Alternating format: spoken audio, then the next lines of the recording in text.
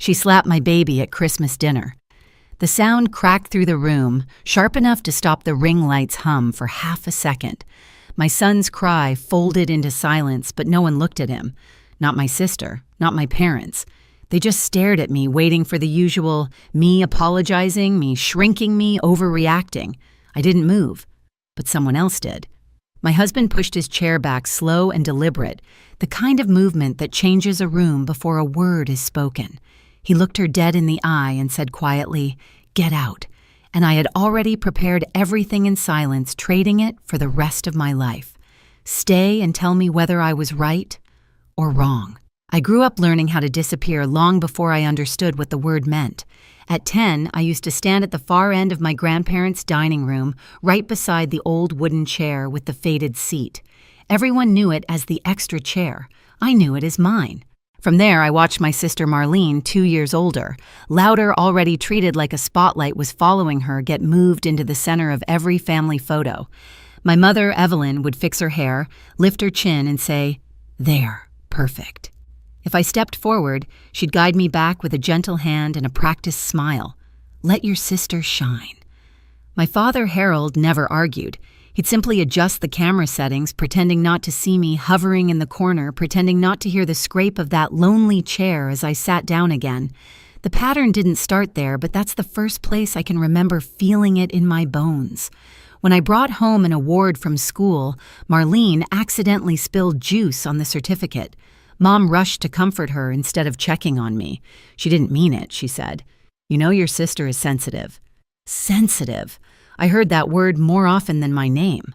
Anytime I hesitated, questioned, or simply existed in the wrong moment, Mom whispered it like a diagnosis meant to excuse everyone else. Dad's contribution was a quiet, steady neutrality. "Don't make this bigger than it is," he'd murmur.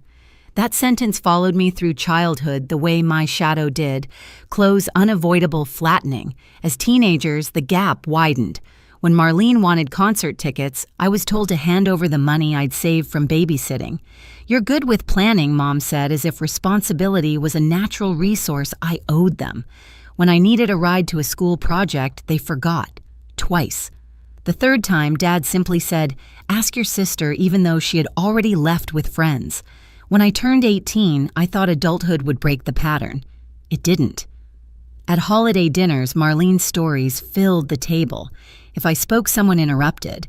If I disagreed, the room stiffened. "Joy, you're reading too much into things," Mom would say. And there it was again, the cue to quiet myself before the entire table turned.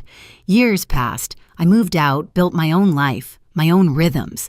But the old programming stayed, step back, soften. Don't disturb the balance that protects everyone but you. I didn't fully see the cost of that silence until Rowan was born. When my son cried and Marlene shouted at me for overreacting, something small cracked inside me. Something old. Something shaped like that faded wooden chair. It didn't break open yet, but it shifted enough for me to notice. Looking back, I can name the moment the pattern cemented itself. It was that night, standing behind the camera flashes, when Mom turned to me and said, "Joy, stop being so sensitive." That was the day I learned my place in this family. The house was quiet after Christmas dinner, the kind of quiet that doesn't feel peaceful, just heavy. I was in the hallway, rocking Rowan, feeling the rise and fall of his breath against my shoulder. The red mark on his cheek had softened, but it was still there, faint and accusing, under the warm lamplight. I heard footsteps behind me. Slow. Confident. I didn't need to turn to know it was Marlene. My sister stopped a few feet away, arms crossed, her voice already shaped into the tone she used whenever she wanted to win without looking cruel. "You made a scene," she said. "Honestly, Joy, you're overreacting. Again. The word landed like an old bruise reopening. I didn't answer. I adjusted Rowan in my arms, pressing my hand against his back, letting the motion anchor me. Silence usually ended arguments in our family because silence meant surrender. She waited for it the way she always did. When she didn't get the reaction she wanted, she sighed loudly like I had inconvenienced her. "You know Mom agrees with me," she added. "She said you're too emotional to be taken seriously." My throat tightened, but my face didn't move. Years of practice. Marlene stepped closer, lowering her voice. If you want this family to stay normal, Joy, stop turning everything into drama. You embarrassed us. Us. As if I lived on the outside of a door they kept closing. I shifted my weight, feeling the wall against my shoulder blade. The wallpaper smelled faintly of cinnamon from the holiday candles.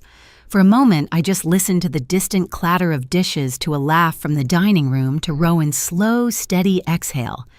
Everything else felt sharpened and thin. I finally looked at her. Not with anger, not with fear, just clarity, quiet, cold, clean. She blinked, confused by the lack of collapse. "You heard me right?" she asked. "I heard you," I said, my voice steady. And something changed in her expression. She didn't know why my silence felt different this time. She only knew it didn't bend. When I walked away, she didn't follow. She didn't understand that the moment she called me dramatic, the script they had written for me my whole life finally started to dissolve. I didn't break. I didn't snap. I simply stopped shrinking. And that was the beginning of everything that came after. I didn't leave the house angry. I left with Rowan bundled against my chest, his breath warm through the fabric, the cold air tightening around us as if the night wanted to keep me awake. Marcus walked ahead, carrying the diaper bag in one hand, his other hand hovering near my back, not touching, just sensing. He didn't speak. He didn't need to.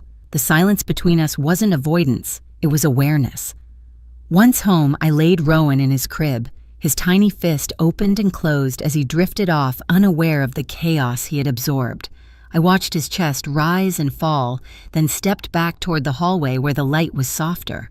My fingers brushed the bracelet on my wrist, an old habit, and something inside me clicked into place. I didn't cry. I didn't rant. I didn't replay the slap in my head. I moved. In the living room, the lamp cast a quiet glow across the coffee table. I set my phone down, unlocked it, and opened a blank note. My thumbs hovered for a moment before typing the first line, December 25th, 7:14 p.m. Rowan slapped. Then I added the details angle of the ring light, the distance from the table, the time my son's cry stopped. The words appeared clean and sharp, like cutting a straight line through fabric. When I finished that entry, I opened the camera roll and scrolled to the photo I'd taken in the hallway. Rowan's cheek, the faint red imprint, the soft light catching the outline. I saved it to a folder labeled Rowan, Health Notes. It wasn't anger guiding me, it was precision. Next, I opened the family group chat and took screenshots of everything that mattered. My mother's dismissive text from last month, Marlene's messages about filming content, Evelyn telling me not to ruin the vibe with my concerns.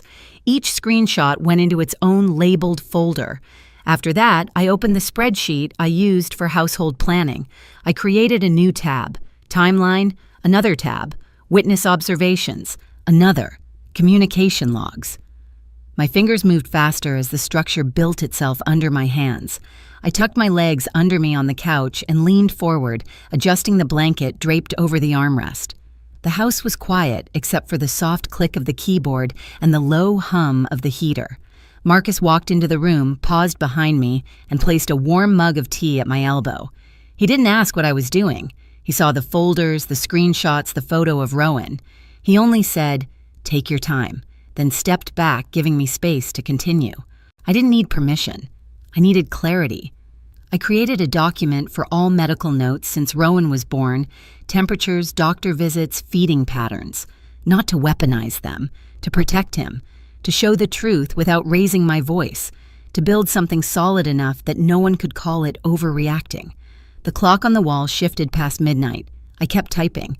At one point, I opened the billing folder, payments, receipts, the usual paper trail of adulthood. I scanned through files, noting dates, cross-referencing them with conversations, aligning patterns I had ignored out of habit. Not because they mattered directly to what happened, but because they proved something deeper. I had been doing the emotional and logistical labor of this family for years, while being treated as the background of my own life. I pulled the laptop closer, creating one final tab titled, simply Recommendations. It wasn't dramatic. It wasn't vindictive. It was a list of steps forward for Rowan's care, for communication boundaries, for safety, for truth. Then came the hardest part, sending the email. I drafted it slowly, reading every word aloud in my mind. It wasn't an accusation. It wasn't a threat. It was documentation, neutral, steady, factual. I addressed it to a legal advisor I had contacted once before during a tough maternity leave issue. I attached the folders, the timeline, the photos. My cursor hovered over the send button.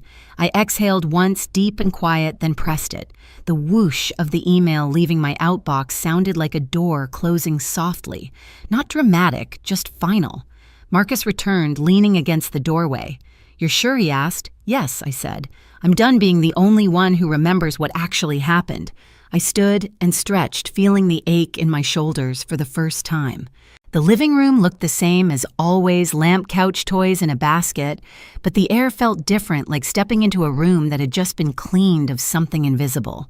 I walked to Rowan's crib and rested my hand lightly on his back, feeling the steady rhythm of his breathing. His innocence felt heavier now, not because it needed protection, but because I finally understood what protection looked like. Strength doesn't always rise with volume. Sometimes it rises with documentation. Sometimes it rises with silence.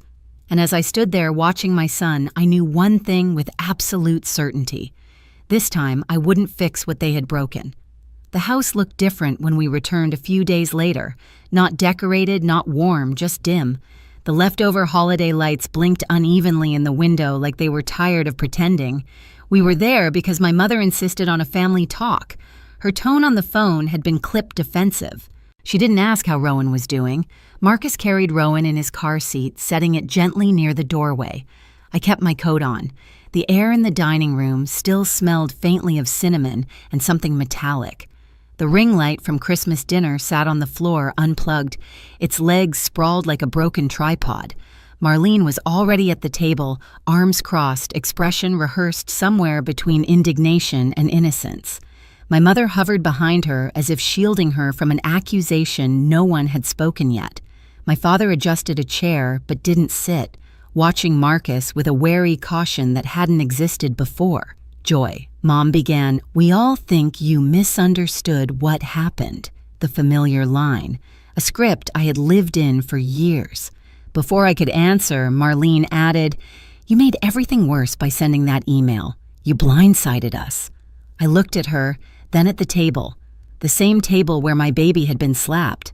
The same table where silence had been louder than his cry. Marcus didn't sit.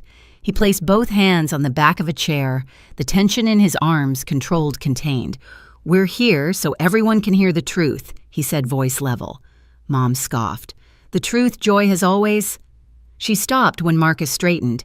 He wasn't a man who used volume. He used presence, and right now the room felt smaller because of it. I reached into my bag and placed a thin folder on the table. No dramatics, just paper. Photos, timelines, screenshots, notes, everything clean, organized, unemotional. My father frowned. "What is all this documentation?" I said quietly. "Since none of you looked at him that night." Marlene rolled her eyes. "You're blowing this out of Marcus' cut, in voice calm but sharp." She slapped an infant. The words landed heavier than the folder. Silence rippled outward. I opened the first page. A photo of Rowan's cheek, the faint imprint visible under the hallway light. "This was taken 10 minutes after dinner," I said. I sent it to a pediatric specialist. "Her assessment is attached." My mother's face tensed. "Joy, you didn't have to escalate this." "I didn't," I replied. "The system did." I slid another page forward, my notes on the risk assessment, the guidance from the advisor, the documentation that now existed outside the family's control. "This isn't about punishing anyone," I said. "It's about protecting my child." Marlene's chair scraped sharply. "You're making me look like a monster." "No," I answered. "I'm showing what happened." She stood abruptly, eyes flashing. "You're pathetic, Joy. You always need to feel like the victim." Before the old ache could rise in my throat, Marcus stepped forward, slow, steady. "Enough," he said. Her mouth opened, ready to fight. He didn't give her the chance. He looked her dead in the eye, the same way he had the night of the slap, and said the words that cut cleaner than anger ever could. "Get out." The room stilled. My mother gasped. My father's jaw twitched. Marlene froze, caught between outrage and disbelief. "You can leave," Marcus added, "or we will." The power shifted so quietly it felt like a change in temperature. For the first time in my life, I watched my sister search the room for someone to defend her and find no one willing. She grabbed her purse, muttering something under her breath, but her eyes avoided mine, avoided the folder, avoided the truth. She walked out without looking back. The door clicked softly behind her, a small sound with the weight of an ending. I exhaled once steady, as if I had been holding my breath for years. My mother spoke first voice, trembling. "Joy." "What happens now?" I closed the folder. "The rest is in motion," I said. "And for once, it's not my job to fix it." The house felt lighter after she left, though nothing in it had changed. Same walls, same furniture, same dim light drifting through the curtains. But the air no longer carried the weight of waiting for someone else's approval. It was as if the silence had finally shifted sides. We drove home without speaking. Rowan slept the whole way, his small breaths fogging the edge of his blanket. Marcus kept one hand on the wheel, the other resting near mine, not touching, just there, the way quiet support often is. I watched the city pass through the window, light smearing into soft ribbons. Everything looked strangely ordinary, but I didn't feel ordinary at all. At home, I carried Rowan to the backyard. Winter sun leaned low across the grass, soft enough that it didn't sting, warm enough that it didn't feel empty. I set him down near the patio, and he pulled himself up on the wooden bench legs, wobbling determination pure and uncomplicated. He laughed, small, bubbling new, a sound untouched by anyone else's expectations. I sat beside him, letting the moment stretch, letting it breathe. For years, I had confused silence with surrender. I had learned to step back to soften edges to make myself easy so the family could stay intact. But standing there watching Rowan steady himself on uncertain legs, I understood something simple and irrevocable. Silence only hurts when it belongs to someone else. When it's yours, it becomes something different. A boundary, a beginning. Inside the folder I had closed at my parents' house lay on the kitchen counter, untouched. No ringing phones, no frantic messages, no apologies. Just space, open, uncluttered, waiting. She never came back. The thought settled in without bitterness. Not celebration, not sorrow. Just truth. A clean line drawn where chaos used to stand.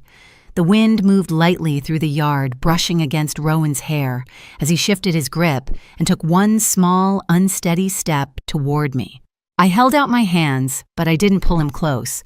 I let him find the balance on his own. In that quiet, something finally let go, something I had carried since childhood, shaped like a wooden chair at the end of a long table. For the first time, the silence felt like mine. The yard grew quiet as the last bit of daylight slipped behind the fence, leaving only the soft rustle of winter grass. Rowan steadied himself against the bench, watching me with wide, unburdened eyes. I breathed in the cold air, letting it settle where fear used to live. The past didn't vanish, but it no longer controlled the shape of my days. Families break in loud ways, but they also break in silence. And sometimes that silence becomes the first honest sound you hear. Boundaries aren't revenge. They're the place where your life finally begins. If you've ever lived through a silence like this, tell me what it taught you. Share the moment everything shifted for you. I'm listening. And somewhere out there, someone who needs your story is listening too.